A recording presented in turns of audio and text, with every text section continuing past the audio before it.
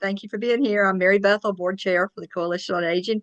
We've got a really packed agenda today. Lots of good things to discuss. It has been an interesting last couple of weeks, hasn't it, with the General Assembly back in session and the potential for a budget and all sorts of things. It's been a lot happening this week. We are glad that you're all here. Every May we collaborate with the North Carolina Serious Illness Coalition to kind of do a joint meeting. So I want to just recognize Heather Altman, who's Executive Director of the Serious Illness Coalition. So Heather, anything you want to say, or you got the floor? How about that? Well, I always want to say something, even if I have nothing to say. I will always take the opportunity to say good morning to my good friends that I know and good friends that I haven't met yet. Thank you so much. This has become an annual tradition, our May joint meeting, where the North Carolina Serious Illness Coalition, we generally meet the third Fridays of the month from 11 to 12:30. But we know that in May you move your fourth Fridays up to the third Friday. So we started this about 4 years ago to do a joint meeting. And now we just, especially since it's Older Americans Month, we just love to basically tag into your meeting.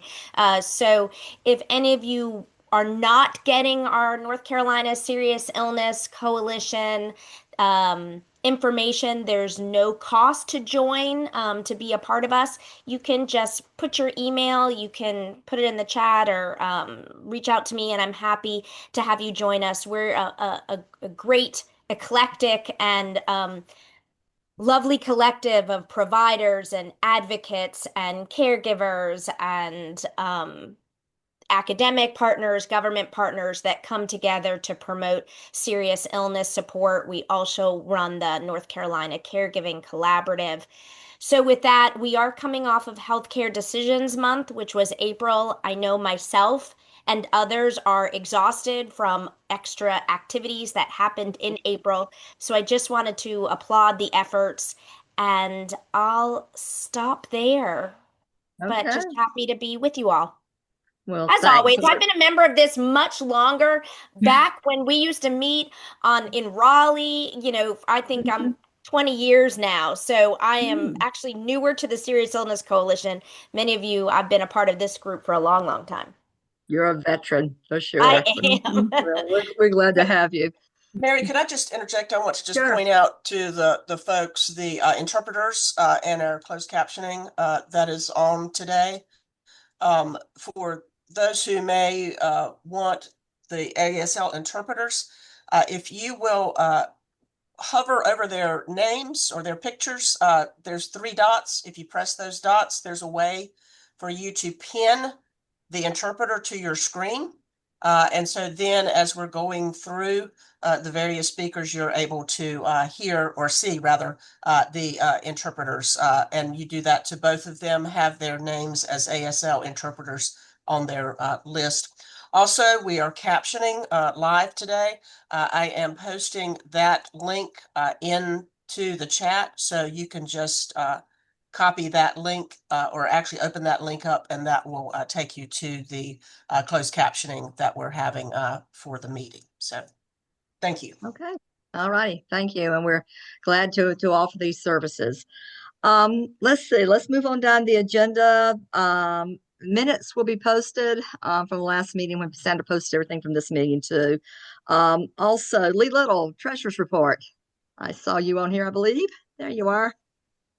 Yes. Good morning, everyone. Good morning, members of the coalition. Just reporting out on our revenue as of April the 30th, 2026. The coalition current revenue stands at $92,927.15, which is about half of our annual budget. So we're doing good in that retrospect. Expense side, total spending is 63,262. With year to date,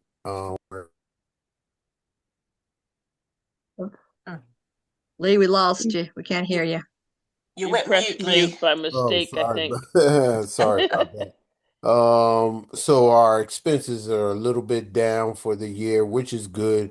The coalition is in good financial state early in this fiscal year. So if you have any questions, just please, if any membership dues or agency dues, please get those in moving forward. Any Yep. questions? Questions for Lee? Okay. All right, Lee. Appreciate everything you do and keeping us financially on track there. No. It has been, Sandra will probably get into more of this when she talks, but we've had to do some things like solicitation license and other things that impact our financial well-being. So we'll get into that in a minute. I'm going to bow out in case and turn it over to Kay Costello, who's executive director. Most of you probably have heard by now that I was on a mother-daughter trip with my daughter to Spain 2.5 weeks ago, and I tripped on a sidewalk and fell and shattered my shoulder. So I'm having surgery on Monday to get a new shoulder. I have to go and do my pre-op stuff here to get ready for that. So if hopefully be back in the swing of things in a couple of weeks here. But anyway, I will be letting sirens go off at airports and things like that. And in addition to the hip replacements, knee replacements and other types of things, I'm really gonna create lots of loud noises when I go through. So if you happen to think about 3 o'clock on Monday, certainly any well wishes can be sent up my way. I will certainly appreciate that. But y'all have a great meeting. There's a lot going on. We're going to hear from some good presenters today, and we'll just talk about how we can be engaged and active and have a footprint in what all's going on out here. So, Kay, I'm going to turn it over to you. So, Okay. you guys take care. Have a great Good meeting. luck. Take care. Thanks, Thank Mary. you. Thanks, Mary. That new shoulder is Yeah, going to get her back thinking. on the basketball court. We're gonna be shooting hoops soon. Yeah, Good right. luck. Yeah, I Good used to luck. play basketball, believe it or not. Yeah, yeah. Good Y'all luck. take care. Bye-bye. All right. Well, hey everybody, I'm Kay Costello. This is my first month, or well, actually, this is my second week as executive director. So don't ask all the hard pressing questions just yet, although I'll just defer to Sandra, who's been great. I'm going to introduce our next two speakers. I'm going to introduce them both at the same time. They're going to present back to back. And then we'll have some time for questions. But we are really excited to have both speakers. There was so much going on with the legislative session. They're both bringing really great perspectives on just some really pressing, quick moving, always changing. So what they say today might change by the end of our meeting even. But Abby Emanuelson is the executive director with the North Carolina Alliance for Health. She came into this role in January of 2025. And if you're not familiar with the North Carolina Alliance for Health, I'm sure she'll talk in depth about it. But their mission is to convene, mobilize, support, and empower partners to advance equitable policies that reduce health disparities, prevent chronic disease, and promote health.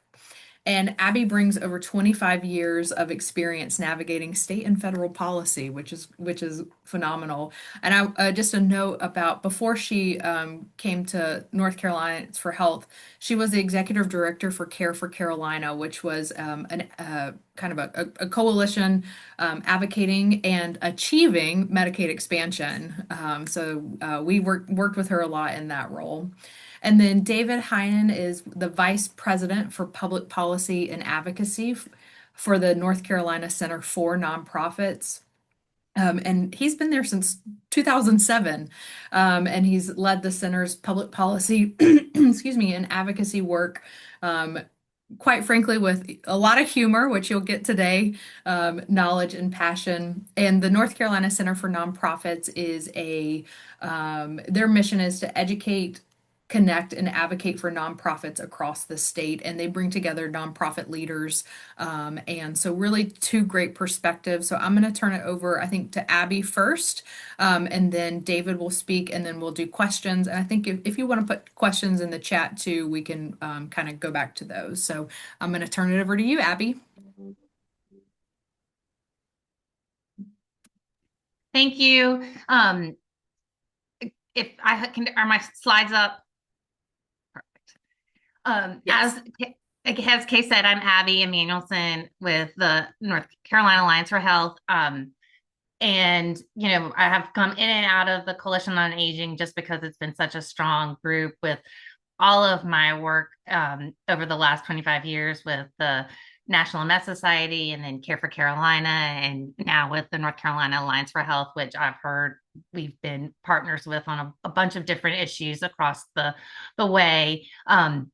So we, like the coalition, are convening and mobilizing around public health issues. We really have a role in leading and strengthening coalitions and advancing evidence-based policies. We have a couple different focus areas. Primarily, we are School Meals for All NC, which it's kind of taken us away from the Coalition for Aging, but I know there's a lot of grandparents and guardians that have a concern about school meals, and so always welcome your support there. Then in the last year, we have formed Keeping North Carolina Medicaid Strong, which is a reboot of Care for Carolina. It just so happened that I ended up at the Alliance for Health, which was where the Care for Carolina was sunsetted after achieving Medicaid expansion. And then recently we have started a Stronger with SNAP coalition. And I think, as y'all all have heard and have been following along, those two, our coalitions have really come together because of the shifting of cost and management of food assistance programs and health coverage programs to the individual states out of HR 1. And in this short session, the North Carolina General Assembly must address the operational, fiscal, and political implications of HR 1. We just have, like, we knew that. We've known that since it passed. The legislature left last year without addressing anything with HR 1. And so thus, we are now have two new coalitions that have formed primarily in response of HR 1, which is Stronger with SNAP and Keeping North Carolina Medicaid Strong. For our North Carolina Keeping Medicaid Strong work, we, like so many others, really have been beating the drum for fully funding Medicaid, supporting the rebase funding, ensuring that Medicaid expansion extends. And then also, as we pulled together a steering committee, that work, we are really focusing in on what does a model North Carolina Medicaid program look like? How do we sustain it financially? How do we ensure that all the optional benefits are there, all of the people that are eligible are getting access to Medicaid, and just, you know, being responsive to HR 1, and that expansion remains remains to close the coverage gap in North Carolina. Also, with regarding to Stronger with SNAP, with that cost shift, the North Carolina General Assembly in North Carolina has to fund SNAP like it's never had to fund SNAP before. We've had a percentage of the administrative cost, but it is increased substantially with additional likelihood that if we don't meet our error rate, address the error rate, that we will owe hundreds of millions of dollars to cover SNAP benefits. We know that 1.4 million North Carolinians, primarily children, but a lot of older adults, are impacted by SNAP. And we know that we now, based on HR 1, we have to invest at least $80 million between state and federal administration to fund the SNAP administration fees. We are also, as a part of our Stronger with SNAP coalition, is to protect and preserve SNAP access, opposing policies that reduce eligibility, that increase the administrative barriers, or cut benefits for children, seniors, and veterans. And then I think that got messed up, but sustained expansion, we're always working on that too, but that got messed up. But we're just working to ensure that the the additional part of our SNAP revenue, our SNAP campaign is revenue. That we have to have a revenue policy that engages and ensures that SNAP is a priority, and that even that we have a sustainable program. So as we've been pulling together our Stronger with SNAP coalition and leading into the work into the short session, we have been really focusing in on what does it take to have a strong budget that includes the revenue pieces of the revenue pieces that are needed. Do we need additional revenue? Do we need to change the current income tax structure and the corporate tax structure? Like, we are really, as a part of our SNAP campaign, really gauging on what do people really want to advocate for on the revenue side to support SNAP and ultimately Medicaid. So that is where we are kind of leaning in on our efforts, both on the Medicaid side. Well, and as we face, I don't want to preview too much, but David's slide deck is very, very image driven. So I woke up this morning very panicked that I wasn't going to have enough fun images. So I don't know if mine are fun or scary, but this, as we saw coming into the short session, they came in hot, introducing, which we were very pleased about seeing, a bill that covers the fiscal 2025 rebase funding, which we knew based on the last several months that we needed to get covered immediately so that we could sustain our Medicaid program. And we also were very much concerned that the way that HR 1 changed the administrative cost of the work requirements, that we knew we needed a deal on who was going to cover that administrative cost of the work requirements, or based on our Medicaid expansion law, it would trigger an unwinding of Medicaid. So on the first day of session, we were pleased to see that the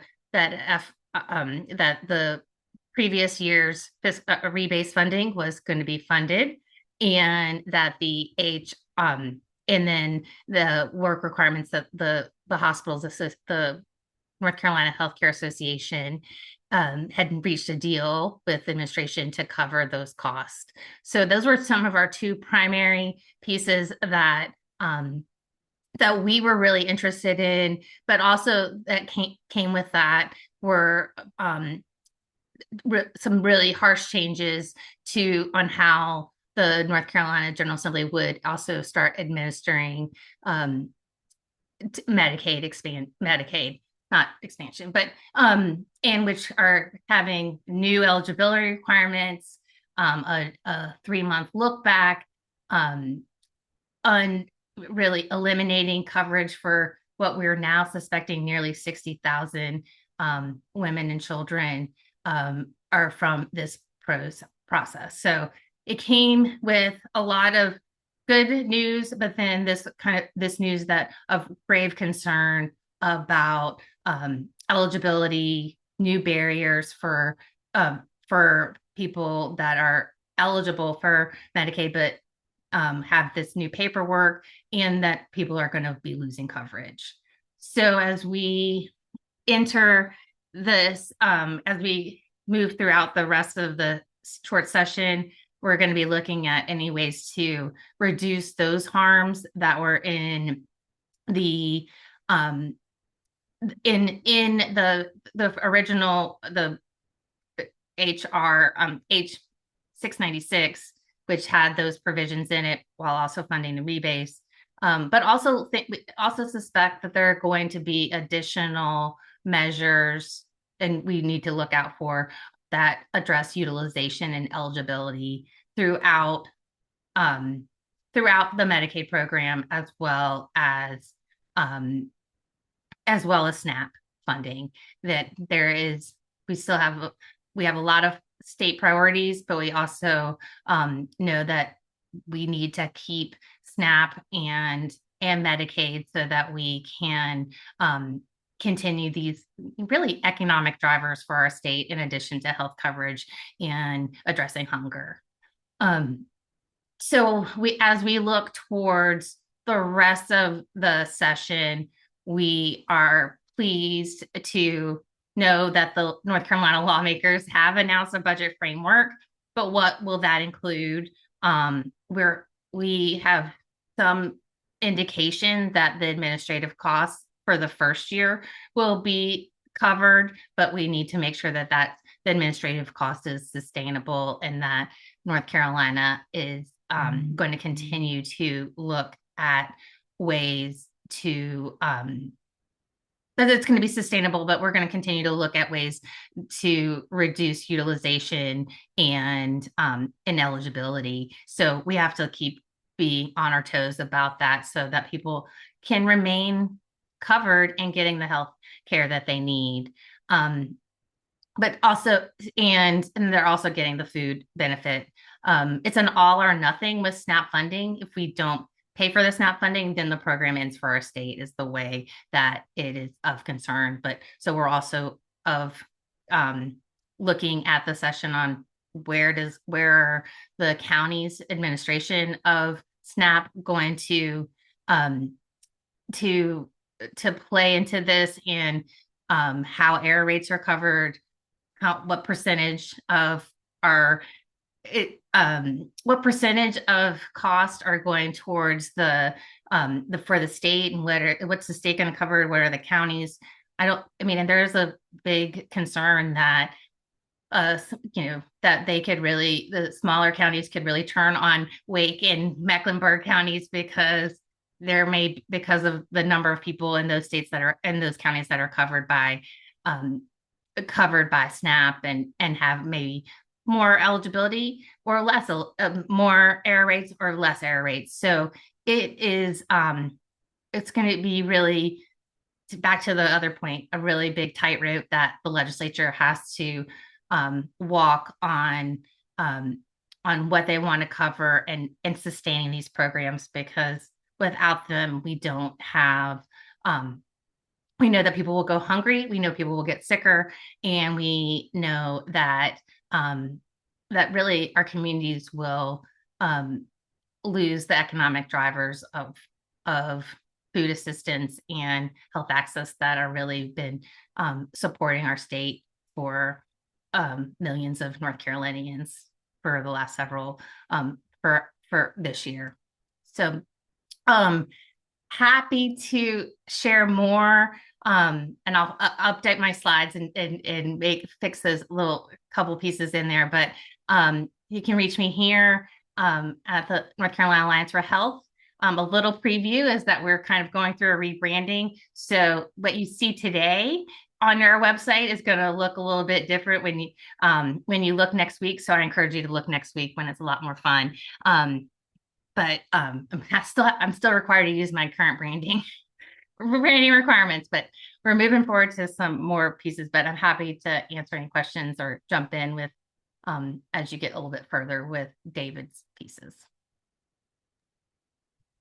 Thank you so much, Abby. All right, David, I think I saw you on a little earlier. I am here, and Okay. let me see if I can. I got to stop sharing, right? No, Yeah. I think can everybody see my screen? Yeah. Nonprofit public policy stuff.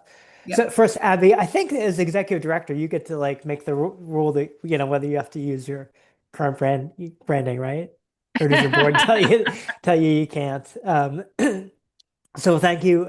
As Abby said, as Kay said, well, first, welcome, Kay. I think that's really exciting for the coalition to have Kay there. I've worked with her when you're working with the social workers before in a lot of roles. So I think it's a great new hire for the coalition. So you all are fortunate to have her there, and have worked with Abby in all of her different roles over the years. So it's good to have that. And I do have a few slides, but before. Excuse me, there's hi everyone. There's someone everywhere. If you could put yourself on mute, there's some ad being played.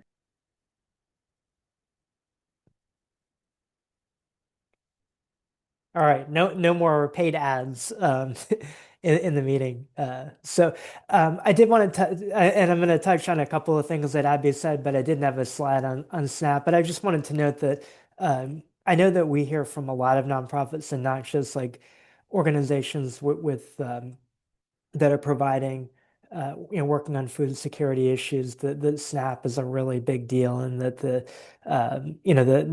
ability to continue SNAP and to have, the full access to that is a really big deal. And I think that when there was the federal government shutdown last fall, and after a month or so of it, once SNAP benefits started to, that there was a threat to those continuing, that a ton of nonprofits had to pick up the slack on that, and weren't getting funded for that, but found that just the ability for people to have access to food and to healthy food was really essential for everything that people did, for every population. So that I think I really appreciate the work that Abby and her team are doing on that, and the new coalition you have on that, because I think that's really important. As is Medicaid, and we've been engaged on the Medicaid part, but just want to mention that. So I'm going to talk about a few nonprofit public policy stuff things, but start with some numbers. So there are some numbers for you, and you may ask what those numbers are. We're going to talk. I'm going to just talk mostly about state stuff, but as with what Abby was talking about with Medicaid and SNAP, there's just so much interplay between what's happening at the federal level and what happens at the state level. Particularly from some of the changes from the One Big Beautiful Bill Act from last year. And Abby talked about some of the really big. I think that Medicaid and SNAP are two of the most significant changes that have the potential to create a lot of challenges in North Carolina. But I know that talking to a lot of nonprofits, that a lot of what's happened over the last 16 months, 17 months at the federal level has had a huge impact on nonprofits. So the first number there, 257, is the number of executive orders that there have been since last January, which is a lot. The 797 number is the number of lawsuits challenging different executive actions. I mention that because nonprofits are involved in a lot of those. State governments and local governments are involved in a lot of them as well. But the reality is that a lot of the changes that have happened at the federal level of late have a big impact on communities, have a big impact on nonprofits and on state and local government, which is why there's been so much litigation. The third number, the 97, is the incredibly small number of bills that became law last year. Usually there are hundreds of bills that become law every year in the General Assembly, and there were only 97 signed into law last year. And the plus three is there have been three during this year's short session. Abby mentioned one of them. The Medicaid bill is one of the three bills that has become law this year. So we now have 100 bills over the 2-year legislative session. And again, usually there are 300 or 400 bills that become law. So that's our General Assembly has been particularly unproductive over the last year and a half. There have been 3 mini budgets that have been passed that kind of fund a few things that are essential needs, but of course, no state budget has been passed. Last number is 0. We're the only state in the country with that. So I'm going to talk about a couple of things, kind of 3 categories of things. So the government funding stuff first, and just as for some context, and I think we have some time for questions for Abby and for me. So if you want to talk more about this, I'm happy to elaborate on it more. But because it's not directly a state issue, just mentioning it, that one of the really big trends that the center has seen since the beginning of last year are disruptions to federal funding streams, so federal grants and contracts with nonprofits, and also with state and local governments. But last October, the Urban Institute did a study of nonprofits nationally and found that a third of nonprofits found that they've been affected in a negative way by federal government grant disruptions. When I saw that, I thought that was odd, because that's more than the percentage of nonprofits that have federal grants. And then looking into the data a little bit, found that, all right, a lot of nonprofits have, even though they don't have a direct federal grant, they have state funding or local funding that initiates with federal funding, and the DHHS or another state agency or a local DSS office or another local government, county or city agency, it has had some restrictions on their funding from the federal government, and that has passed through to the nonprofits. And then some nonprofits that don't have any government funding at all also said that they've been affected because they've found that private funders, foundations, individual donors, corporate donors have had to make up for a lot of lost funding from federal grants, and as a result, that they've had a lot more competition and have had to kind of reduce their investment in nonprofit and other nonprofits. So it's created funding challenges even from private funding. But some of those disruptions, last January, there was a kind of a broad funding freeze that ultimately got rescinded, but created a lot of confusion, and a lot of grant portals were temporarily closed. Several executive orders and a variety of both across the federal government and individual agency changes have required new certification and grant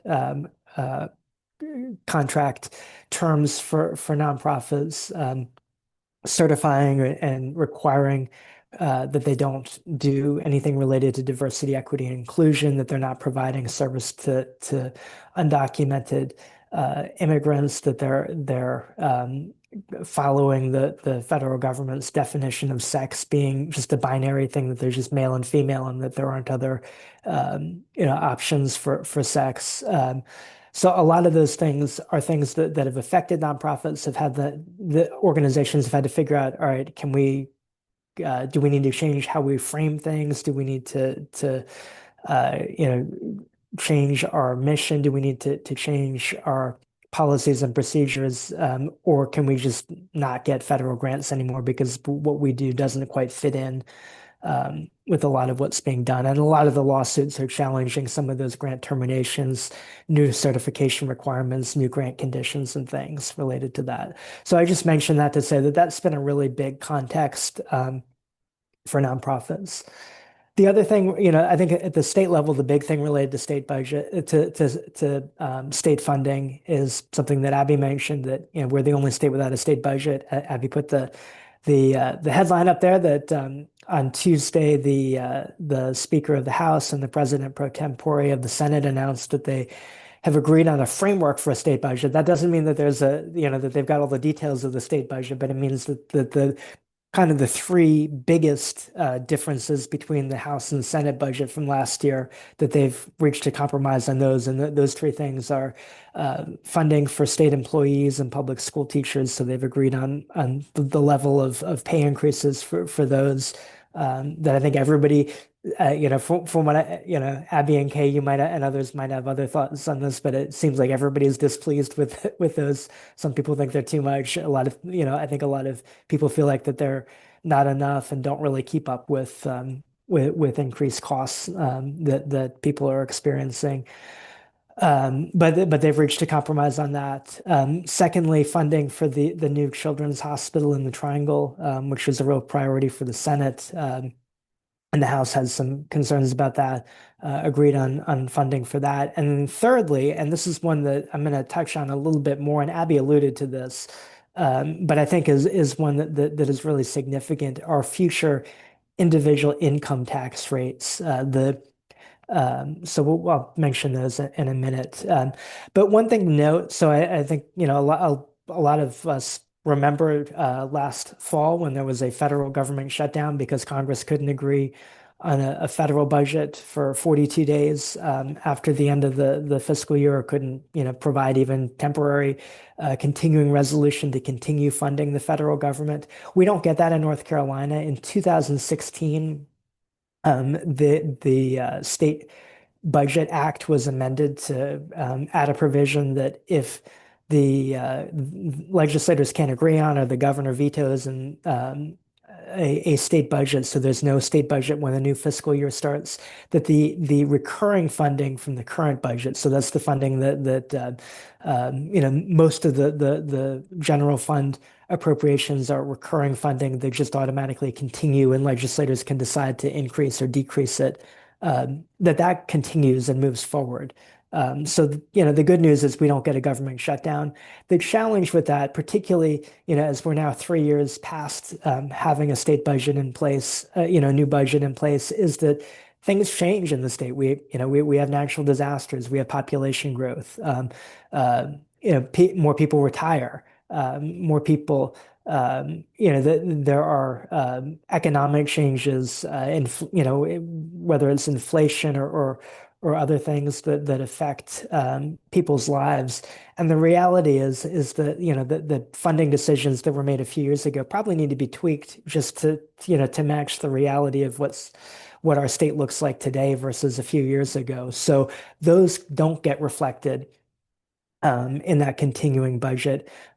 Also, typically in the state budget, when there's a little bit of revenue left over beyond recurring funding, there is, and I know this is a really offensive meme if you like Piglet, but if you look at it carefully, um, uh, the reality is that there's a lot of directed spending that goes, some of it to local government projects that are needed.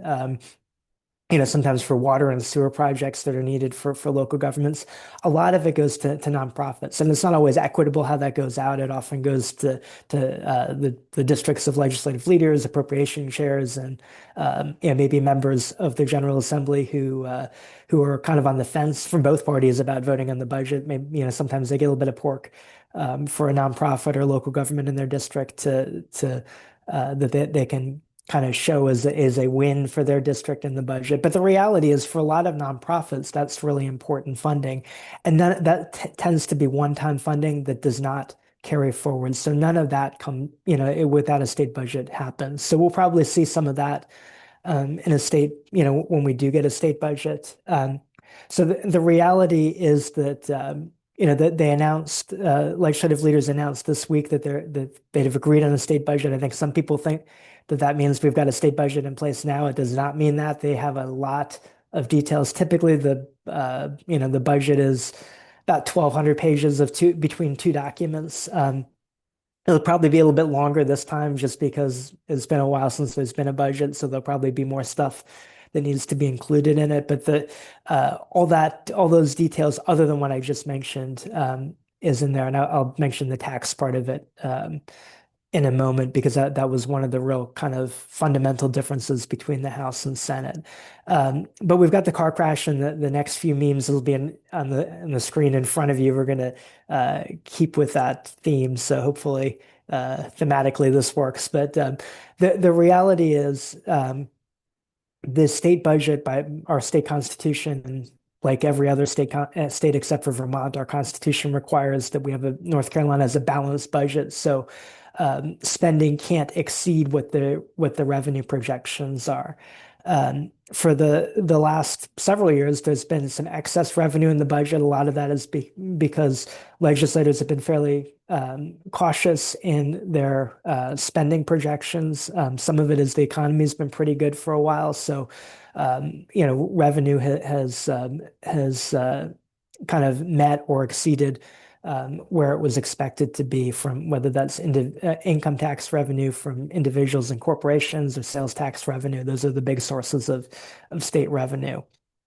But the reality is, because over the last several years, there has been built into the state budget kind of gradual reductions in the individual income tax rate and the corporate income tax rate.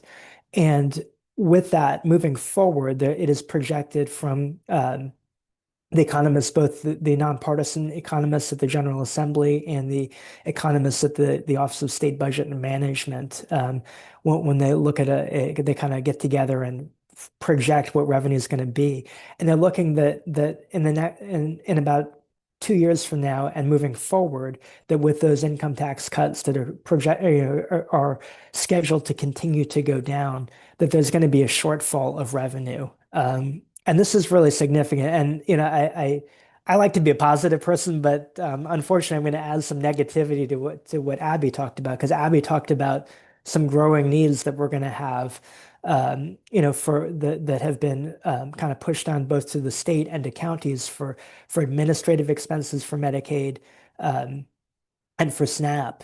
So those are some new expenses. And the reality is that without some other structural changes that they're just for the existing needs that we have now in the state, not even including those additional costs that the state's going to have, there's not enough revenue for that. And again, we have to have a balanced budget. So we're looking at in the very near future, not in the budget that they're going to pass for this year necessarily, but after the next election, there are going to be some very difficult choices that lawmakers are going to have to have about whether they look for options for increasing revenue or whether they look to cut things.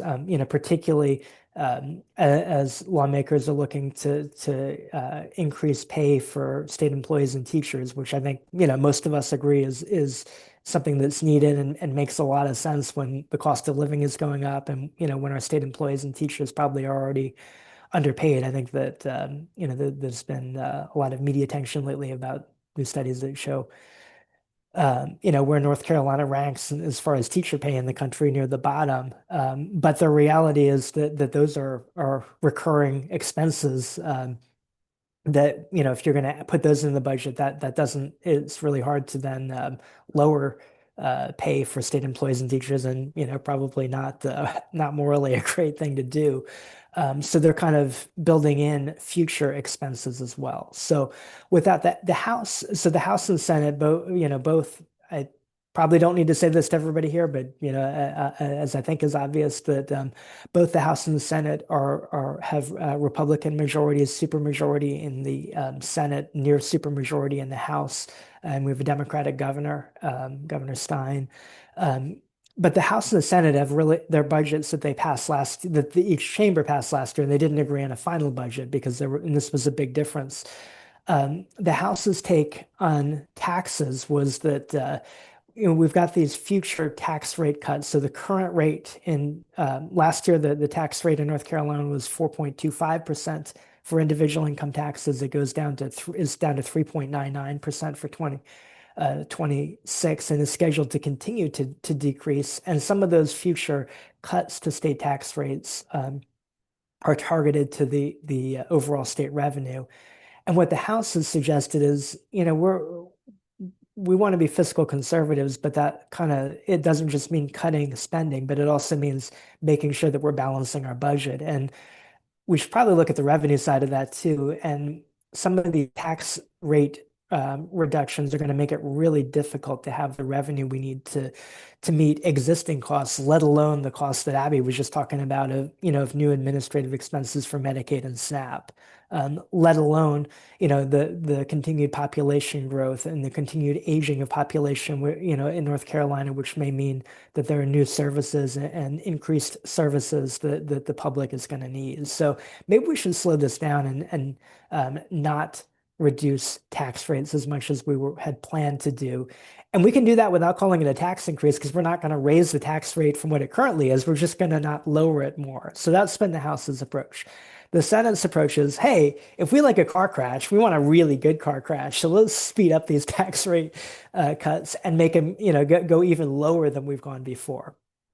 So that's kind of a big fundamental difference from that. So what apparently, I mean, based on the press conference from Speaker Hall and Senator Berger this week, they've agreed on kind of a schedule of tax rate cuts that will go down to 3.49% next year, 3.24% a couple of years after that, and then 2.99%, and potentially could go as low as 2.49%. That's like a lot of numbers that don't mean anything to people. It means that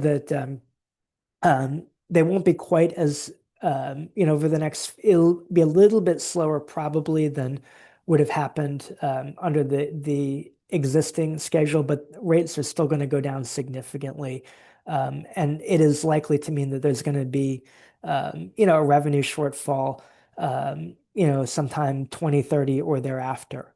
Likewise, the corporate income tax rate, which is currently at 2%, one of the lowest in the country, has kind of gradually gone down.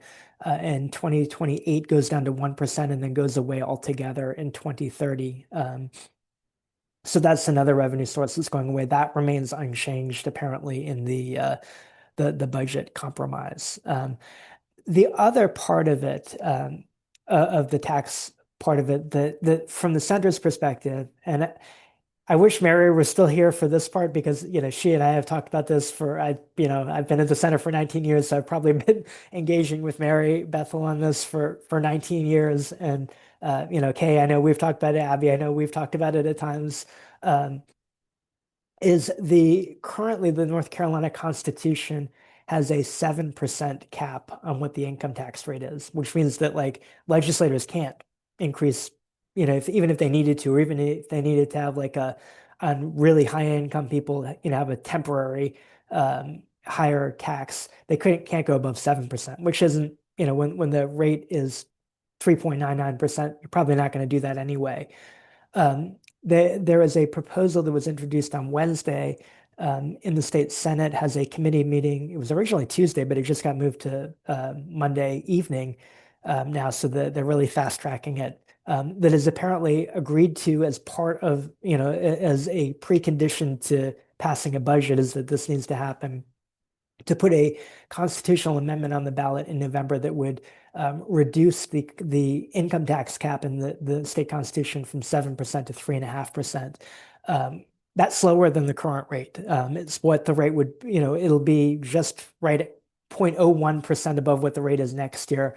But it would essentially, and that would require a 60% vote in the Senate and House, which is likely to happen.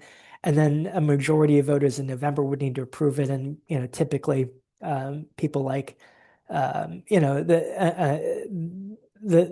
when a lot of voters see lowering your tax rate on the ballot, they're like, oh, that I don't want to pay more, so that sounds good to me, without knowing the full implications of that. But the reality is that would kind of make permanent the future, a lot of the future tax cuts, and really reduce the ability to use to generate revenue to make up for things, including Medicaid and SNAP costs from income tax, which has traditionally been about half of the general fund budget. So to me, that from the center's perspective, and I think others, and again, I know the coalition has engaged in this in the past, when there have been similar proposals in the past, this is a troubling long-term issue. It doesn't necessarily have an impact tomorrow, but particularly when there are economic challenges, sometimes it is difficult to pay for things when when you can't do a lot with the income tax. So that's part of it. The other big tax discussion this year, and I apologize that at least on my screen, it looks like the meme is a little bit corrupted. So sorry for the blurriness, but the cars crashing into a house has been property taxes. And back in December, the House created a select committee that was looking at property taxes.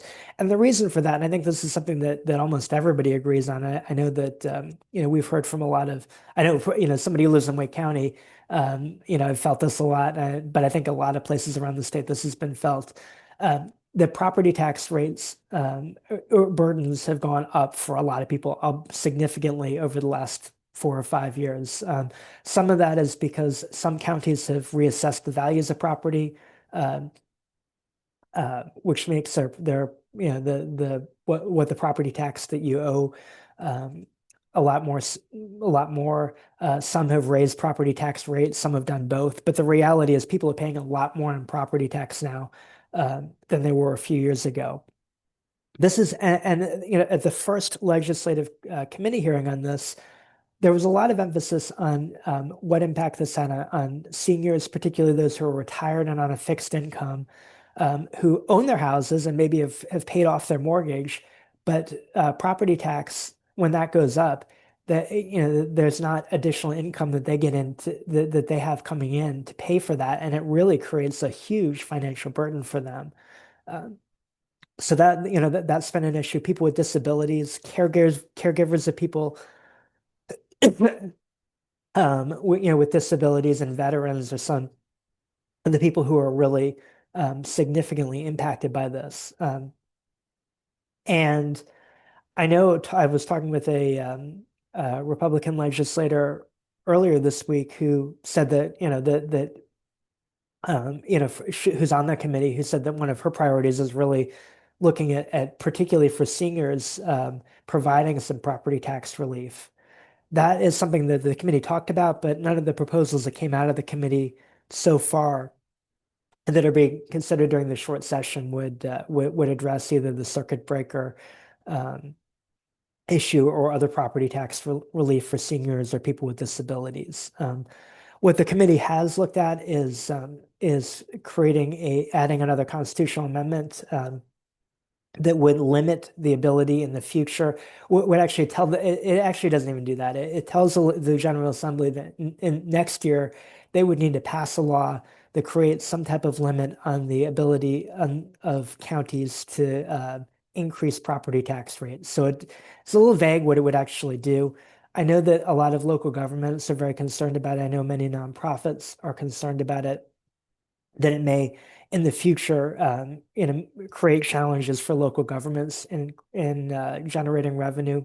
Again, as Abby talked about, some of the new administrative costs for Medicaid are shifted onto local governments. I know that many onto counties in particular. I know many counties are already struggling to pay to find funding for public schools. I know Wake County and other counties recently have had to make cuts to their public education budget.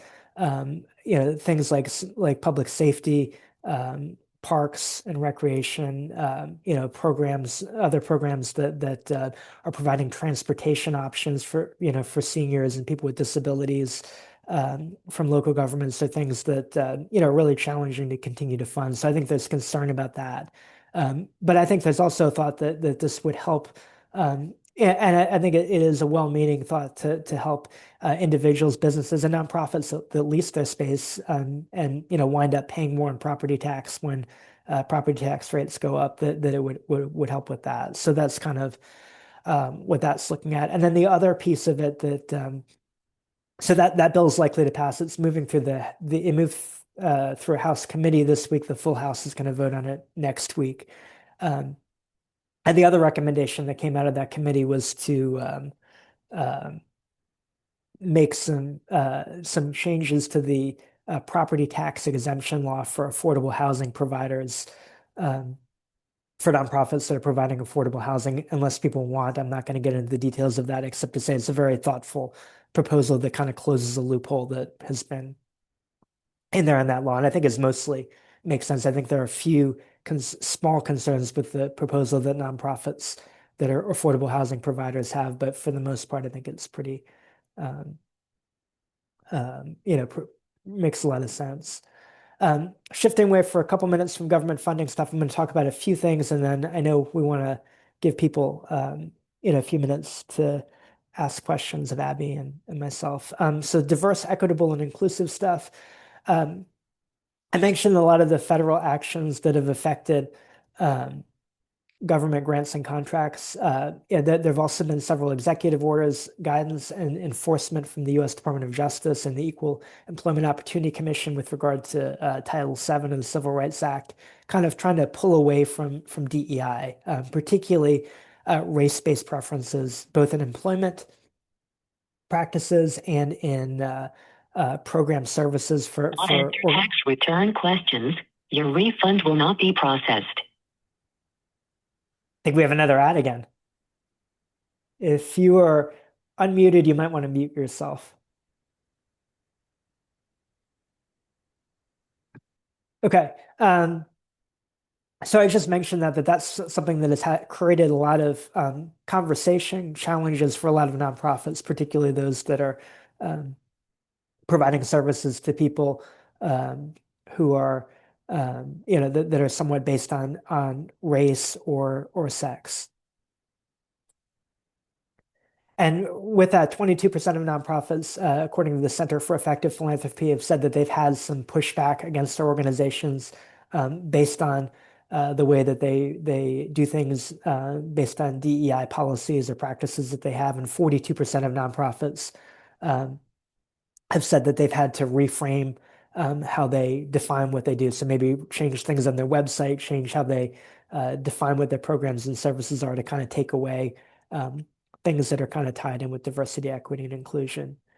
And this kind of ties into the state level. So Governor Stein last year vetoed several bills. There's still 7 bills that he vetoed last year that are pending override votes. So the way it works is if Governor Stein vetoes a bill, if 60% of the Senate and 60% of the House vote to override his veto, they become law anyway.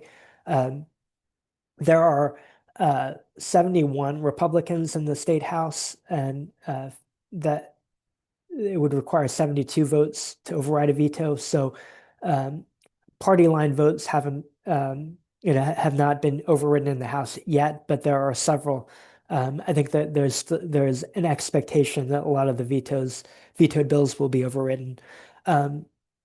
One bill in particular that has been of interest to a lot of nonprofits that was overridden appears to be kind of copycat legislation. And there's a bill that kind of follows a lot of some of President Trump's executive orders on immigration and kind of integrates that into state law. And there are 3 bills on DEI. One of them in particular, which is looking to eliminate, is House Bill 171, if you want a bill number, is looking to eliminate DEI in state and local government.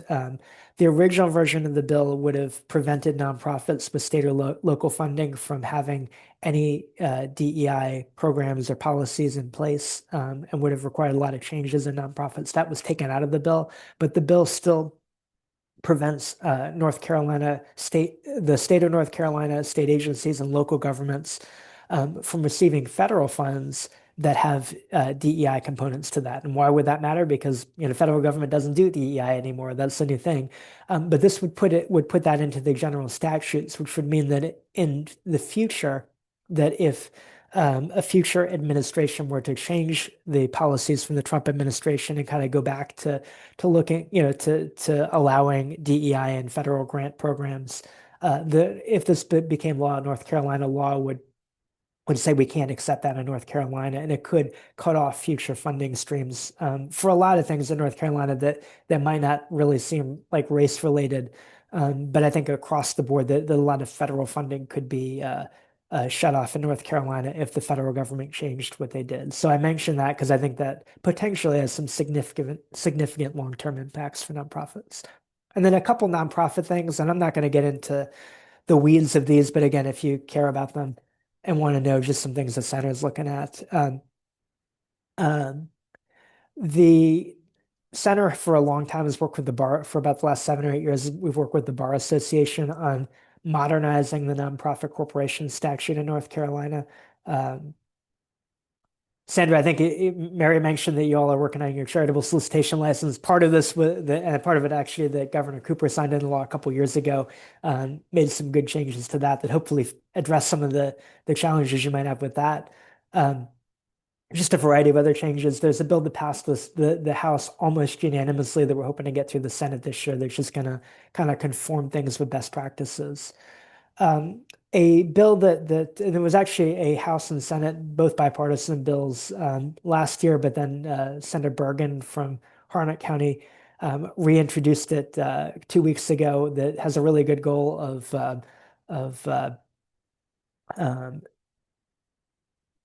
nonprofits currently pay sales tax when they purchase things, but they get the privilege of begging for their money back twice a year, and would change that to sales tax exemption. So something the center has been pushing. We've been around for 35 years, and we've been pushing for this idea for 35 years. So we're glad to see that it's getting momentum. I don't know that it'll happen this year, but that it's good to we keep pushing for it, and one day we will get it. There's a new state law that protects the donors, protects nonprofits from having to provide state government with the personal information of donors and volunteers of their organizations. The center had concerns about the original version of this bill, but we were good with the final version because legislators work with the Attorney General, State Auditor, and Secretary of State to make sure that it would enable continued reinforcement. So even though Governor Stein vetoed the bill, it was overridden, and the Senate was good with that. And then there's another idea that we're hoping will make its way into an omnibus bill this year. That a lot of nonprofits get funding from bequests from people and there have been some challenges nonprofits have had, and we've seen this more and more in the last few years from financial institutions that hold individual retirement accounts that are bequeathed to nonprofits from individuals, and that the financial institutions have kind of not passed those along to nonprofits and have required a lot of challenges, a lot of red tape for nonprofits doing that. So there's some legislation that the center is recommending to fix that. Because of some procedural stuff, there's not a bill out there for it, but we're hoping it magically shows up at the end of session in an omnibus bill, and if not, we'll be working on it next year. So that's a lot, and I'm gonna let people ask questions if you have them. Yeah. Thanks, David. Thanks, Abby. So we've got some time. Do you folks have questions?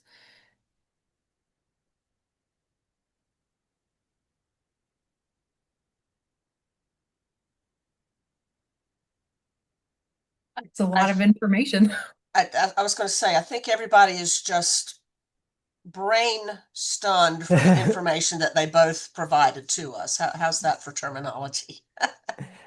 I'll ask Abby a question that probably others were thinking, but they had my stuff in between, so they'd forgotten about it. But Abby, you mentioned some of the other challenging things that were in the bill to provide funding for Medicaid. Are there things that you think that maybe could be corrected? You talked about the 3-month look back period, the 60,000 estimate of women and pregnant women and kids who might lose health care. Are there things that you have any hope might get fixed from that? Some of you may have been am I on? Yeah. And some of you may have been, there was a Medicaid briefing yesterday put on by the KB Reynolds Charitable Trust. And some of these, all of the items that David just mentioned, whether it was a 3-month look back provision, the compliance period that are in there, the removing of monthly eligibility reviews, as well as the self attestations, and then the removal of lawfully present children and pregnant women from the program. My understanding is that was really a mistake that they really do want to address. So that there is hopeful of that. I think there's several of those removing also the copays. I think the provider groups are going to really need to think about what that means for them and rally the providers on that piece.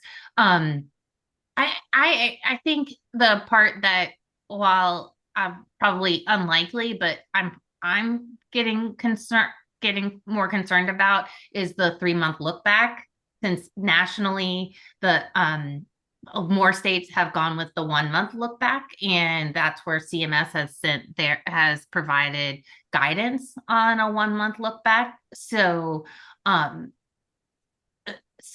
we are considering, like, a coalition. The coalition is not taking any position until we've gathered and decided how that group is going. But I think, just my general concern, what we work so hard at closing the coverage gap, why would we go in and create one? Seems to be an argument to be made there with legislators. but they will be, I think they will be continue to look at different ways to address the cost of utilization, and primarily, and then also with eligibility that we're all going to need to be on the lookout for, and willing to express our stories on why that's going to impact us if those are removed, and how much sicker or how much costly this is going to be for our long term if those go away.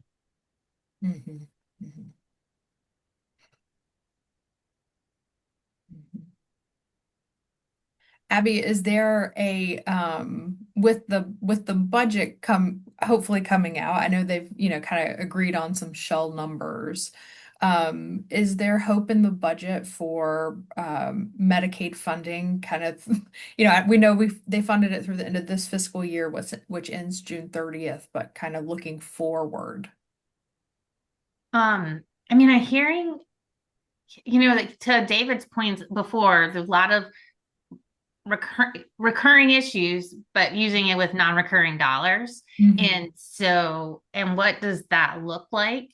I mean, they use the non-recurring dollars because they don't want to have that commitment, and they want some flexibility, of Mm-hmm. course, but certainly I think people are talking, the rumors that I heard is that that maybe we might have the same experience that we had this year, which is only partial funding of the rebase funding, and so we might be in the same kind of argument that we have been for the last almost the last year as well. And again, I think I just want to reiterate this because legislators have been confused about this, is that when we talk about the rebase funding, we're talking about the categorically eligible, age, blind, disabled, pregnant women, and infant and children. Those are that legacy Medicaid. So a lot of legislators still think they're making changes that impact, and a lot of the changes that they are making impact expanded Medicaid. But that is not costing the state any money. It's actually hurting the state from drawing down federal dollars. So to just want to make sure that any education that you can provide, that the rebase funding is about some of the most vulnerable North Carolinians in that work. And so when they make those changes, when they don't fund the rebase, they are really funding the people that are part of that entitlement to the program categorically. Do we have one more last question, maybe? One for David, if he doesn't mind. How does the federal government determine if a state government has a DEI program or a DEI component to a program? Yeah, that's a good question. So I think that, and the reality is that's something that's not particularly well defined in some of the executive orders. I think the U.S. Department of Justice has last July, June, July, had a memo that was really broad and looking at what is discrimination or proxies for discrimination. So and even yesterday, they sent a letter to Yale Medical School, talking about their admissions practices. And it's a little bit different there because there was a Supreme Court case that's relevant to that. But looking at, even though they didn't overtly discriminate against white people and Asian prospective students, that some of the statistics they have and some of their practices were proxies for discrimination. So they look at it in a couple of ways. One, to the extent that the federal government provides grants or has contracts with states or local governments, they will, and this varies by agency. There is a proposal for a more universal certification that all federal grantees would have to do that, may be coming very soon. But they would need to certify that they don't have programs in place that are discriminating by race, and that includes things that are proxies. And the challenge with some of the proxies is it looks at things like cultural competence as something that could be a proxy for race, or even providing services to people based on geography. And maybe on a statewide thing, that's less of an issue, but on a local thing, so if there's a local nonprofit or a local government um, that is providing a service in a predominantly African American, predominantly Hispanic community, that may be treated be seen by the federal government as a proxy for race. That even though the services in that are matching the demographics of that community, just by the nature of the demographics of that community, it may be seen as DEI. According to the Department of Justice's interpretation. So kind of procedurally, they're doing it through grant certifications and through new conditions and grant agreements. And then practically, they're looking at kind of, because DEI is not well defined in executive orders. I think actually the state's legislation that I mentioned that was vetoed has a much clearer definition of it than anything that the federal government has done. But I think the Department of Justice's memo with guidance on that is probably the very broad but the most useful thing. And I will in a moment find a link for that, which I've got bookmarked on my computer because I look at it regularly, and put it in the chat so that if you're wanting to look at that, I'll put that in the chat in a moment. Thank you. You're welcome. Abby and David, thank you so much for being here and for all this information. It really is. It's changing constantly, and there's just, so much of it to take in. But I know all of these things impact coalition members in different ways. So I appreciate both your expertise and time today and being here. Pleasure. My pleasure. Yeah, absolutely. So now we're going to move on to Coalition on Aging updates, and I've got a few, and then I'm going to turn it over to Sandra. But Happy Older Americans Month, as we said at the top of the meeting, is always a very interesting month, but especially to start with the Coalition on Aging, because there's so many meetings and events going on for May and June. So Sandra and I were able to attend a meeting as a part of our grant with Z. Smith Reynolds on kind of communications and, kind of talking about our work. And they walked us through kind of how to analyze our different audiences and how to just talk about like how to make sure we know what how to make sure we're explaining what we're wanting to come across in a way that everybody understands, and that awareness doesn't always mean action. So just because we say, this is what's going on, it doesn't always give folks ways to, take that and turn it into action. So I'm excited. This is a series that they're doing. We're going to continue to participate in the series and see how we can apply their expertise and everything into the work of the coalition. So, and then this week, my second week here, this week on Tuesday, we participated with AARP North Carolina for Advocacy Education Day. And we had 21 people come to the General Assembly. A huge thank you to Chris Brandenburg with AARP North Carolina. He, throughout the morning, gave several advocacy trainings to small groups. We broke everybody up into little teams. And he talked, kind of how the Capitol came to be in Raleigh, how a bill becomes a law, and how to use like the legislative's website just for folks. So some people that came had never been to the legislative building before, or maybe one person said they'd come on a field trip in school, but they hadn't been back. So, and then we had some folks who have come to past advocacy days. So lots of great experience kind of among everyone. And I just want to say a huge thank you to the 4 team leaders who took participants around and gave them a very exclusive tour of the legislative building and legislative office building.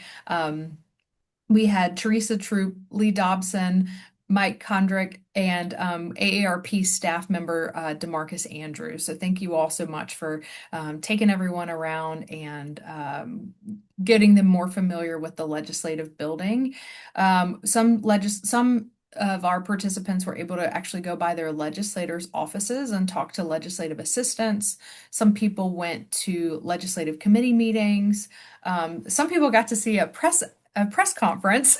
So they got to see that in action and just a little bit of everything that goes on at the legislative building on a daily basis. We certainly weren't the only group there, but it was just an informative morning, and we couldn't have done it without all the volunteers who took teams around and for everyone who showed up and came out. So thank you so much. Next week, we'll be at the Governor's Mansion for an Older Americans Month celebration. And then I also heard maybe Misty or someone who might be on that they might be lighting it up in June for World Elder Abuse Awareness Day, starting around Father's Day. So if you're in downtown Raleigh, go check out the Governor's Mansion, and we'll try to get a picture of that too. So in my 2 weeks here, those are some quick updates. But I would like to turn it over to Sandra, who has just been so phenomenal with helping me on board and keeping things going and answering the what does this mean or what's this sort of thing. So thank you so much, Sandra, for that, and turn it over to you for some updates as well. Certainly. Thank you all. And I just want to give kudos again to Abby and David. Intense and complex were two words that came to my mind when we were talking about all the different things with the legislature and what's happening. And whether you are employed by a nonprofit or not, you know a nonprofit, you volunteered a nonprofit, and we're very fortunate to have the center kind of helping us understand what's happening with some of the laws and some of the proposed bills that are coming through and how that can impact nonprofits. So I just wanted to kind of give them a shout out for that. Also, the Equity Committee is going to talk on this a little bit, but I wanted to give a shout out to Lindsay Golden with Alzheimer's. She presented our first hot topic on better brain habits, building better brain habits through some research that has happened. And it's very good information. We have the video uploaded to our website now. I would encourage you to go and take a look at that. It's really good information. And I've been seeing it on I think it's CBS News has been doing a thing all week about the Alzheimer's and about the study. So I kind of patted myself on the back Monday morning, patted the coalition on the back. I was like, haha, we had it first. We did it on May 8th. So, but it's really good information. And actually, I've had several doctor's appointments this week, and I've been thinking about this whole study in the back of my brain, and how I can start doing some things now to really do with that. And like I said, Rosalie's going to kind of be updating that. Part of my role and continuing even as operations director, I've been involved with the All Ages, All Stages Finance subgroup. And they had their first webinar on budgeting and kind of a financial 101 on April the 20th, I believe it was. And they actually had about 150 that had registered for that. So in our upcoming newsletter, look for some links to the videos that they did for that. We also are looking forward to having another presentation in June. And even we talked at our meeting this week about our I think it was August presentation. So some good information to get involved with through that, whether you are involved in one of the subgroups or just participating or want to learn more about what's happening. And again, that's part of the role that the coalition has been playing. Several people I'm looking at on my screen right now are involved in either leading a group, part of a group, and Mary Bethel, of course, is one of the co-leads on the whole multi-sector plan on aging. So very important to watch and see that work unfolding. As David alluded to, and Mary too, we have been doing some of those operations things, which is what I'm so-called in charge of now, like filing our 990 as a nonprofit. You are required to file it 5 months after your year end, which our year end was December. You can get an extension. But again, Kay and I were talking about this, people don't think about those things, but that's two of the most important things as a nonprofit you can do. One, file your 990, and two, do your solicitation license if you're raising $5,000 or above in the state of North Carolina. So we're also working on that because those things can get you in trouble if you don't follow the rules. So make sure that we're doing that. And one thing about North Carolina with solicitation license, just for those of you that haven't been involved, we actually, that also, the solicitation license usually is due 5 months after your fiscal year end. But they also give an extension because everybody, I think by May 15th was asking for an extension anyway. So we've got till July to file it, which is great. Gives you that little bit of extra time. Kay and I are working great. As she said, there's lots of information to share. I had only, I started February of 2025, so I was just learning some of this stuff. I obviously had not captured it all, but I'll have to give her a shout out. Don't you love her background? I worked for 15 months. I still can't figure out how to do that. We're thinking it's my Zoom. I'm sure it's my Zoom needs updating. It was not my inability to do that. So back to UK. It was just Zoom. Just blame it on the technology. Thanks so much. So I'm going to turn it over to Lee Dobson for an update from our Public Policy Committee. Well, thank you, Kay, and welcome. Just thrilled to have you as the executive director of the coalition. You've been a part of it for a long time, but now you're in a different role, and really excited about that. I also want to just thank David and Abby. What a wonderful update briefing. I'm not going to go over any of the things that they've talked about. They've shared a lot of great information. And so I'll keep my update from the policy committee relatively short. First, the operational policy on the policy committee put together an operational policy that outlined the criteria by which decisions are made at the coalition, and it ensures structure, inclusion, transparency in the process of developing the coalition's legislative agenda.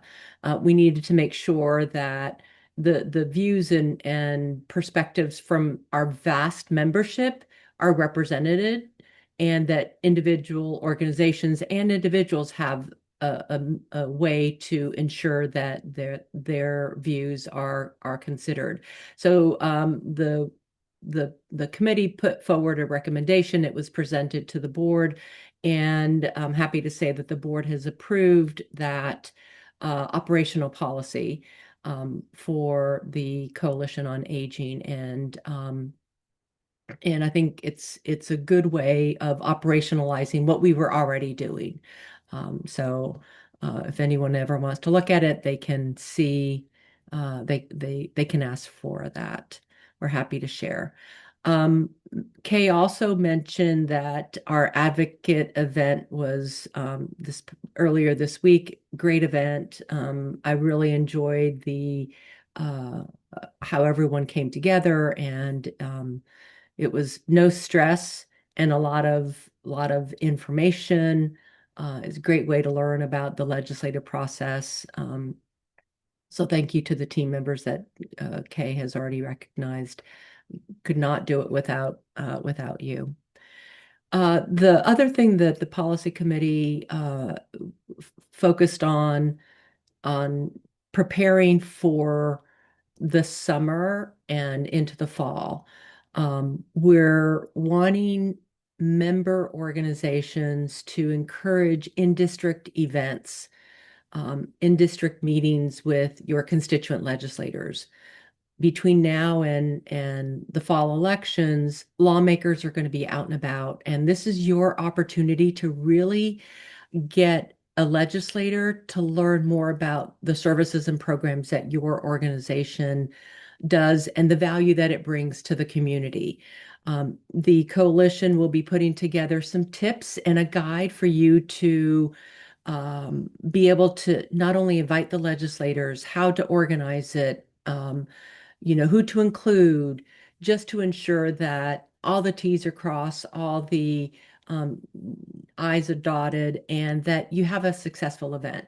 This is really your opportunity to kind of highlight what you do and how it impacts access and services in your community with the legislators that represent you. So be on the lookout for a tips guide uh, later this, probably in the next number of weeks, so that you can start focusing on that when session is out. And then the last thing I want to mention is that the coalition has submitted a proposal to present at the Centralina Fall Conference. It's focused again on advocacy. We recognize that advocacy is such an important um, tool that we all have, and I think a lot of people are sometimes afraid of it. And so we wanted to just put some information out there so that people can have some practical tips on how to be effective. And so while this presentation hasn't been approved, we haven't been officially notified that we will be making this presentation, but we have submitted the proposal and we'll keep you posted on that. And I'll just open it up for any questions. Hey Lee, it's Heather A. I'm not sure if the other Heathers are on here. Yes, I see Heather B for Boykin, and sometimes Heather Burkhardt and Heather Carter are also on. Um, I just wanted to announce and put on your radar, Lee, some exciting news, especially for members of the North Carolina Serious Illness Coalition. We have been very interested in trying to get updates to statutes to modernize advanced care documents. Uh, we keep what was supposed to be a simple thing 6 years ago is still keeps getting reintroduced. It's HB 349 to I think it's to modernize healthcare, the healthcare advanced care planning documents. While that is, it passed over to the Senate and is still living in committee there, I am excited to announce, as some people know, the General Statutes Commission that a few of us spoke to has introduced their recommendation, and it came out as a legislative proposal, HB 1115. So, Lee, if you can add that to your, since you always keep me up to date and I'm looking at it, and I reached out the other day and heard back. They also put out a bill, and this comes out from the General Statutes Commission, which is great.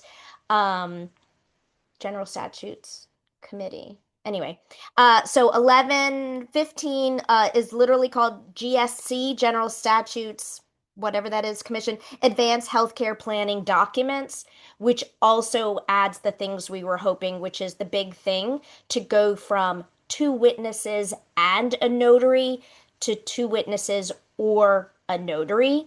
It also allows for connecting documents, the healthcare power of attorney with the living will document, which many of us who are educators do anyway with the practical form, but it literally statutorily, sorry, interpreters, if that's a word, puts them together into one document. It also modernizes default decision makers.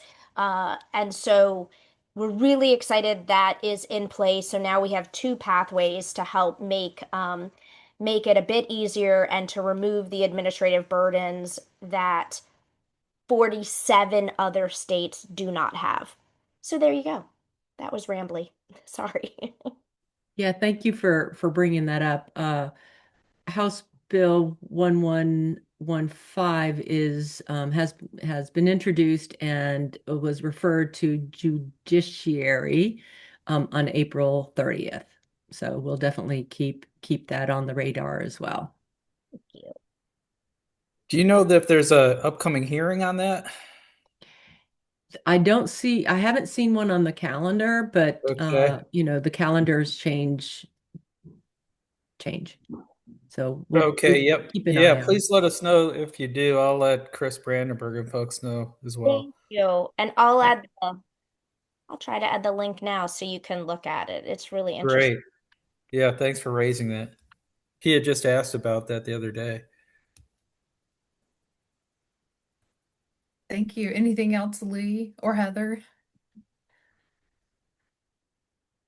No. Awesome. Okay. Well, the legislative session is continuing along. In our main newsletter, we'll have some more updates about where things stand. But, as David and Abby kind of alluded to, things are just kind of moving along and it changes by the day. So we're paying attention and seeing, kind of talking in a group, and we'll get the public policy committee back together to make sure we haven't missed anything. And thanks for raising this, Heather. We appreciate that.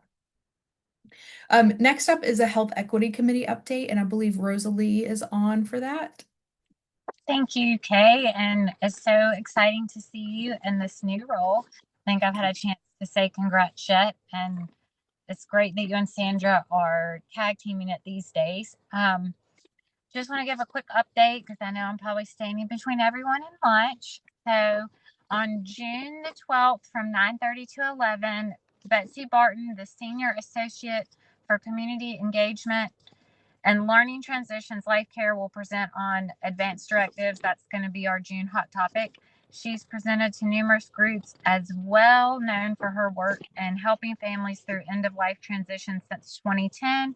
She will help us to understand the importance of activating advanced directives, particularly in minority communities where these directives are often missed. And as Sandra said earlier, we are posting hot topics and speaker series on the NCCOA website. If you missed Lindsay's dynamic presentation on May 8th, that is posted on the website. We thought it was such a great presentation that we will likely ask Lindsay to present again. So Lindsay, please be prepared because we thought it was that excellent. So again, you can always view it on the website. And lastly, but not least, and shout out to Mary Williams Stover, that this Sunday, May 17th, is No Menthol Sunday. Mary has been such an advocate for this, and so we really appreciate her work. Interestingly enough, there is a high correlation between smoking and dementia. So again, Sunday is No Menthol Sunday. If you are interested in joining us on the Health Equity Committee, please reach out to myself and Dr. Daryl Fulmer. We would love to have you all with us and sign you up. We are meeting now on a quarterly basis, as you all may know, since we have kind of rearranged the Health Equity Committee.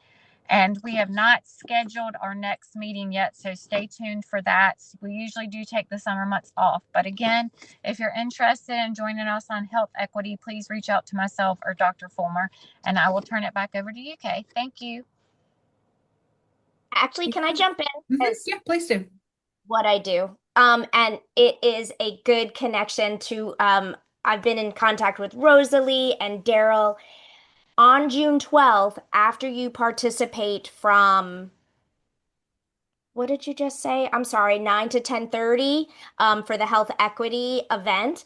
There's a health equity conversation happening with the North Carolina Serious Illness Coalition. Our monthly meeting, we're switching to June 12th next month. We're normally on the third Fridays, but since that's Juneteenth, on June 12th, our speaker at 11 is Dr. Kimberly Johnson, provider and researcher from Duke. Many of you may know her. She is a specialist in geriatrics, palliative care, and she's talking about her work in the African American community, looking at health equity and looking at end of life issues. And so I've been in conversations with the Health Equity Committee, and the timing works well that folks can do the morning event with Fabulous Betsy and then just connect back. I think that ends at 10:45, I think, if I have it right, and then put you right into the 11 o'clock. So I am putting that time and the Zoom link in the chat now. Heather, thank you for that. And my apologies because I completely forgot about that. So thank you for coming off mute and giving that information because we have been discussing it and I completely blanked on that. So again, thank you for letting people know that. Oh, I have no problem coming off mute. Thank you so much. That's great. Thank you so much. Yeah, and great plug. So June 12th, grab your coffee or your tea and join us for a morning of great presentations. First with the Health Equity Committee and then Serious Illness Coalition. Any questions for those two? Okay. Well, next up is sharing by coalition members. So please jump in with any updates you all have going on or things that you want to share.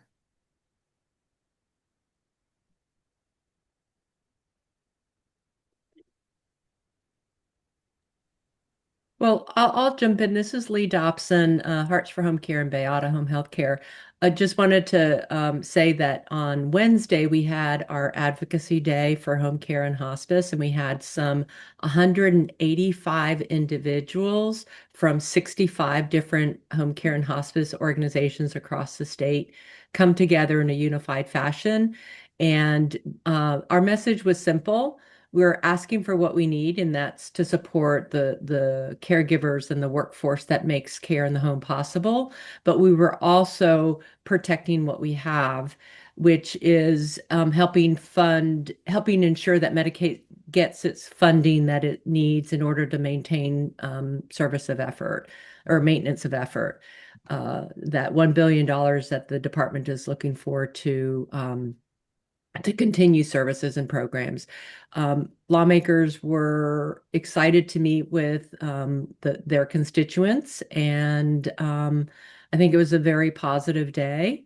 We just are hopeful that the lawmakers can come together and put together a budget that supports access to home and community-based services.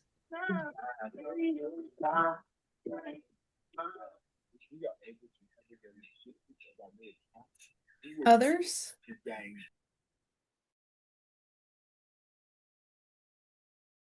Hear me? I'm going to change the topic for a second to fraud prevention, if I could.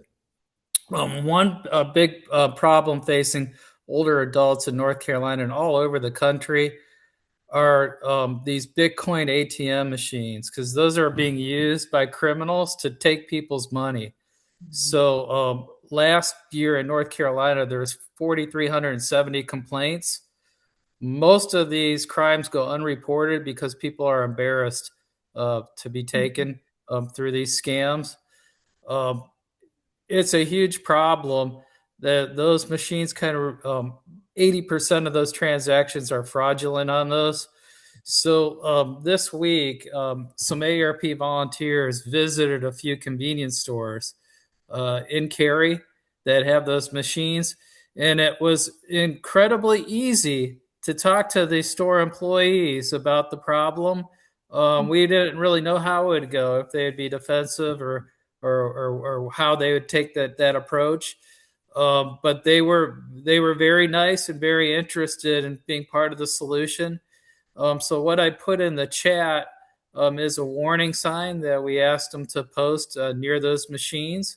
I'm going to also, too, when I'm done talking, stick a tip sheet in there, too. And that's something that we're encouraging them to share with other store employees, so they can recognize if someone was sent in there for the purpose of being scammed through one of those Bitcoin ATM machines. So unfortunately, once they put their money in there, that's it. There's nothing that can be done to get it back, to recover it. So we're trying to prevent it on the front end.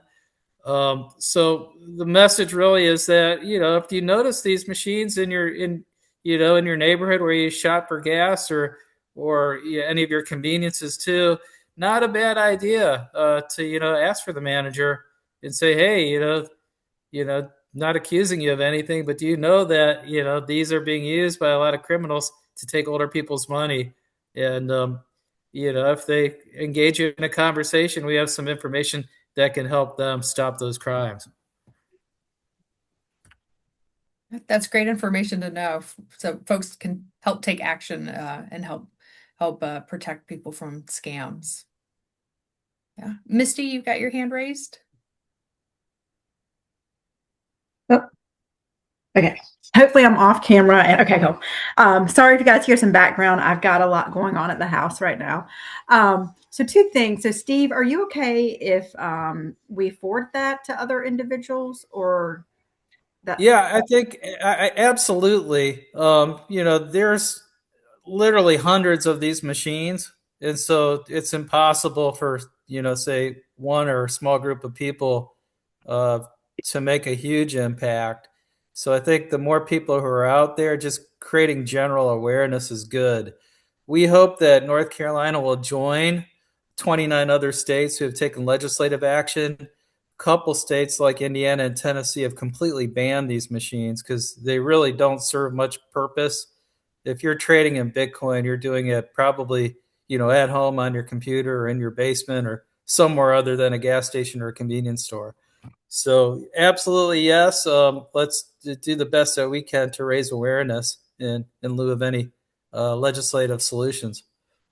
Awesome. And then the second thing is the Division of Aging has done a lot of webinars this month, and one that we're doing that we're particularly excited about is there's going to be one on May the 29th at 10 a.m. It will be presented by the state medical officer, who is Dr. Larry Greenblatt. So if you've never heard him speak, he's great. He's engaging, but it's about cannabis use in older adults, benefits, risk, and what's different today. And he's going to be discussing that. And it's something we haven't got a lot of information about recently, or we haven't really addressed. So I'm kind of excited to hear about it. So I'll put it in the Dropbox. Oh, great. Yeah, we'd love to promote that. It sounds like an interesting topic. Yeah, thank you. Any other updates? And I do want to put a plug in too that if folks have updates or things that you want to share, we've got a newsletter that we're working on for May. So please pass that along, and we'll be sure to get it in that May newsletter. And I interrupted someone. I apologize. It's okay. I just want to take the opportunity. My name is Melody Beatty, and today is my first meeting with the group. And I just wanted to let you guys know a little bit about myself and what I'm doing here today. I am actually new. I am working with AHC, the Association for Home Care and Hospice. Many of you have probably worked with Kathy Smith over the many years that she has been with the association and provided a wonderful service and contributions to all of these groups. She is in the process of transitioning and retiring to be able to stay home with her wonderful grandbabies. So I have been appointed to her position. I'm the VP of Home Care and Private Pay Services, and I'll be joining in her stay. So thank you guys for having me, and I look forward to contributing to the group in the future. Yeah, thanks for introducing yourself in the meeting. This is great to put a name with a face and an email. We will definitely be getting you plugged into everything. So thank you. Thank you. All right. Any other updates or events happening? Okay. Well, if not, before we close, I just want to put a plug in for the June 12th health equity meeting at 9:30. I believe, Sandra, it starts at 9:30. And yeah, It'll be in the newsletter. We'll get that in we'll make sure. And then our next regular meeting, we'll go back to our normal schedule for June, is Friday, June 26th at 10 a.m. Anything else, Sandra? It always still amazes me the amount of information that, even though we put this together, it's still amazing the information that comes out of these meetings, and the fact that people are willing to spend 2 hours of their time on a Friday to listen to it and really get plugged in. And I will say this real quick. It's 11:44, so you got a couple minutes. I learned a technique this week, so I'm gonna share it with you. Okay, you breathe in for 4 counts. So you 1, 2, 3, 4, and you blow out for 6 counts. That stimulates or resets your vagus nerve. I've been reading up on this stuff. But I was trying to figure out how to reset, and that is your whole nervous system going up and down. And I find myself doing that a couple of days this week, and it does make a difference. And with the intense and complex things that are in our all of our arenas, no matter where we're working right now, I think that's a good thing for all of our caregivers and workers to take a moment just to do that simple breathing in and out. And it keeps us going, because like I told Kay when we were, it's so disheartening. Disheartening is a good word. Sometimes as we fight and we push at the General Assembly and we don't see things moving, just like Heather, 6 years to get where we are now. But every hit on the rock, it's not the last hit that breaks it. It's all those that go before. So that's that's important to keep plugging, because if we're not talking about it, who is? So that's my words for Friday. Love it. That's great. Heather, anything you have? Look, I had to come off mute. No, thank you so much for Still breathing.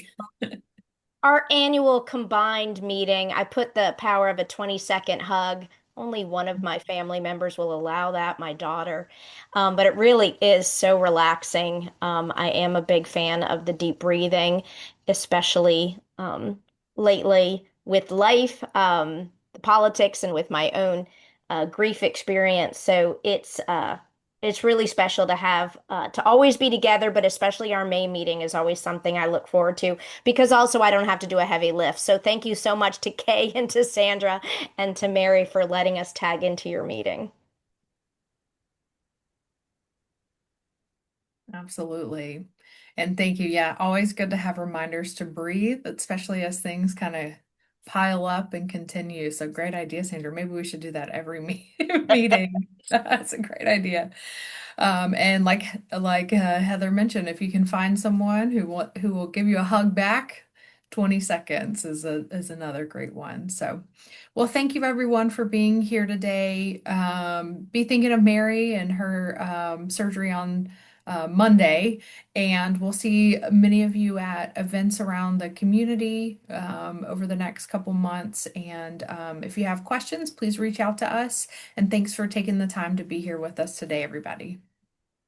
Thank you all. Happy Friday.